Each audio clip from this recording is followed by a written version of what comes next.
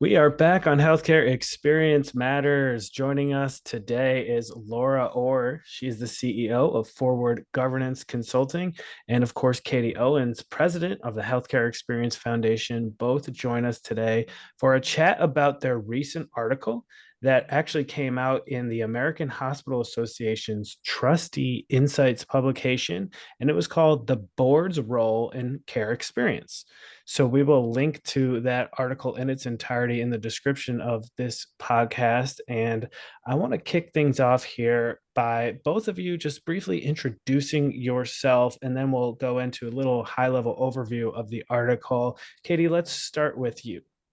Sure. Thanks, Casey. We're just so excited to be here. And as I really reflect on the topic today, I'm also really reminiscent of the dots that connected to bring Laura and myself to this conversation.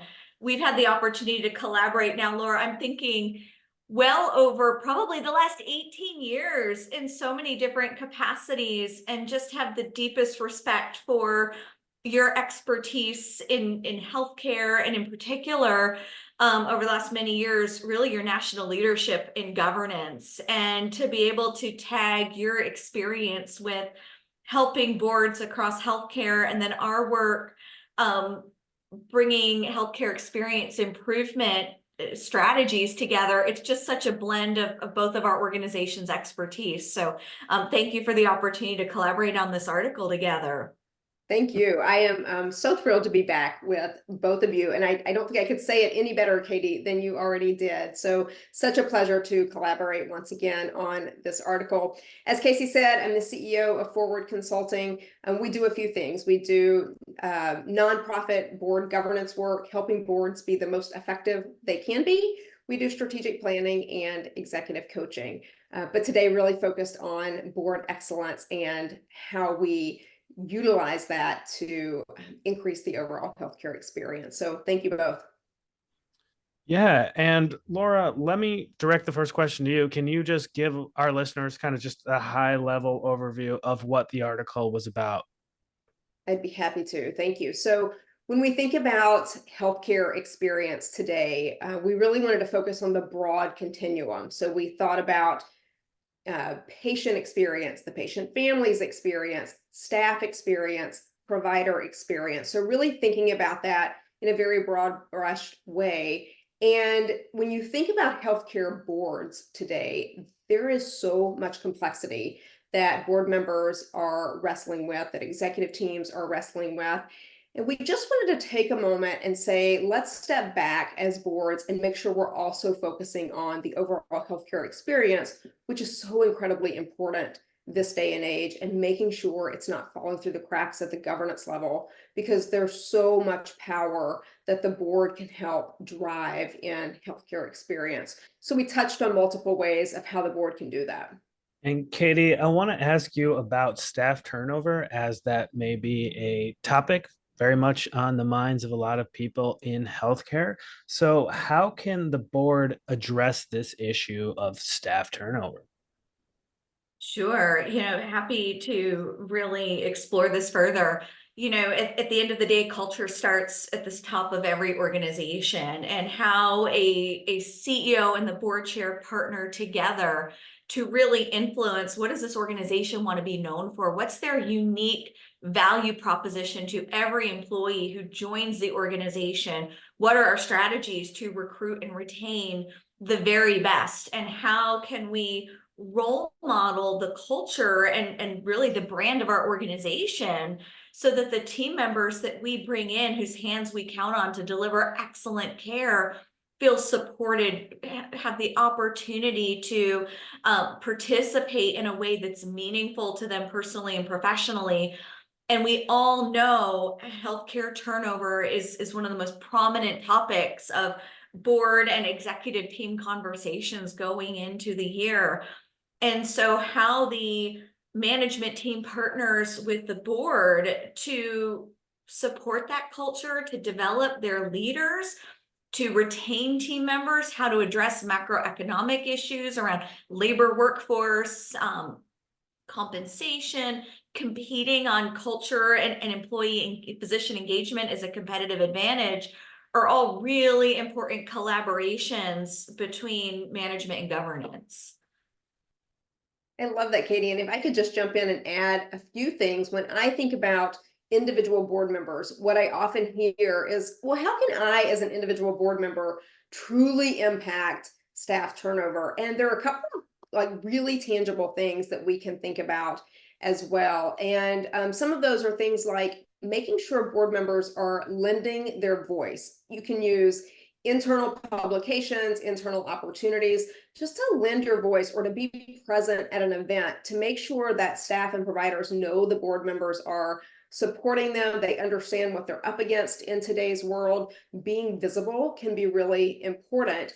And the other one that I would throw out there would be orientation. Having board members participate in new employee orientation can do a couple of things. It can show the support and demonstrate the importance at the same time of the overall healthcare experience. So setting that expectation for employees at the board level from the very beginning of their tenure in an organization. So we can get creative on how board members can do that at an individual level as well.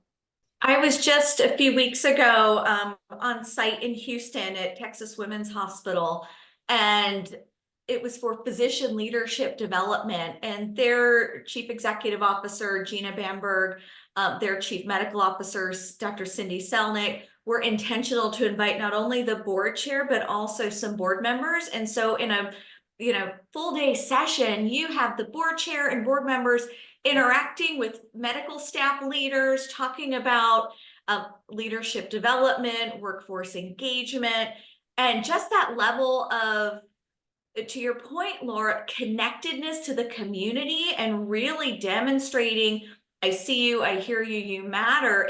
It just was bi-directionally powerful.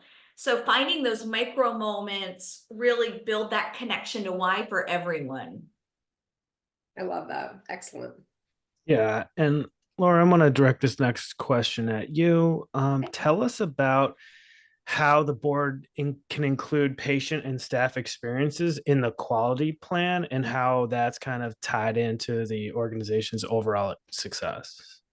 Absolutely. So certainly when we think about quality in an organization, we're absolutely focusing on the overall healthcare experience as part of overall quality. So hopefully most organizations, if not all, are including components of experience in their annual quality plan or their multi-year quality plan. But some of the ways I think about that, or what it can look like pretty tactically, well, I'll back up a minute and just say most organizations have some type of quality committee of the board that reports to the board. That committee should certainly be extremely well versed and know the information and the data in the organization pretty deeply. So having a solid handle on what are the metrics we're using around experience, where are we performing, where are we not performing. This also goes back to the board culture that Katie talked about. Is there a trusting and transparent board culture? So we are looking at data when it's not good. We are sharing examples when it's not where we want it to be. And we're also sharing with the board what's being done to improve it. So the board can not only A, be aware, but B, hold the management team accountable. So I think, first of all, just making sure it's included in the quality plan. There's a focus. We have clear measures. We have clear goals we're trying to meet. We're reporting on those back to the board and to the quality committee. And then the other component, I would say closely related from an accountability perspective, is taking some of those experience metrics that are in the quality plan and tying those to the executive incentive plans is incredibly important. Just like you would key financial metrics or key safety metrics, making sure these experience metrics are in there as well. And Katie, back to you. I want to know about what steps boards can take to build trust and transparency into decreasing employee engagement and low staff morale. I mean, this kind of dovetails into some of the turnover chat we had earlier, but it's a little different. So I wanted to get your take on that. Sure. And, as everyone can see in the article, Laura and I really tried to focus on a few key metrics that we're paying attention to nationally. We know there's been a lot of variability in patient experience results. We're seeing some consecutive declines in employee and physician engagement. And, you know, some very tangible steps include things like, how do we reframe our messaging? How do we focus on acknowledging the hurt and the challenges of the last few years with a positive growth mindset orientation for how do we move forward? And I think strategies like visibility, rounding, with management on the floors, interacting with patients, bringing recognition to staff. We've seen some incredible board recognition programs where staff are invited to board meetings to talk about their role and why their role matters to patient experience and the community.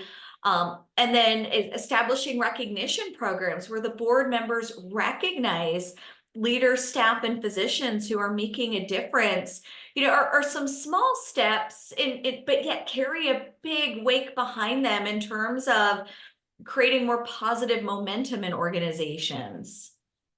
Yeah, it's really well said. And we've covered a lot on this show so far. And of course, as we work towards wrapping up, I want to just make sure if there was anything else that was important to mention, I gave you both the opportunity to give us some final thoughts here. So either one of you, please.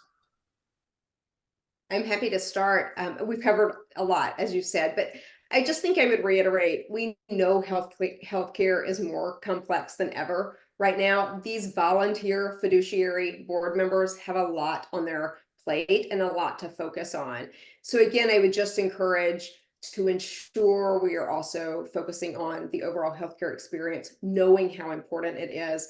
And so much of board members' time is spent in a boardroom. And so Katie said it beautifully, get out, experience the experience, if you will, round with staff, round with providers, round with patients and families. That's where the experience is happening. And where board members, I love that bidirectional term you used, where they are getting feedback and they're also sending such a powerful message. It just takes intention and a little bit of time.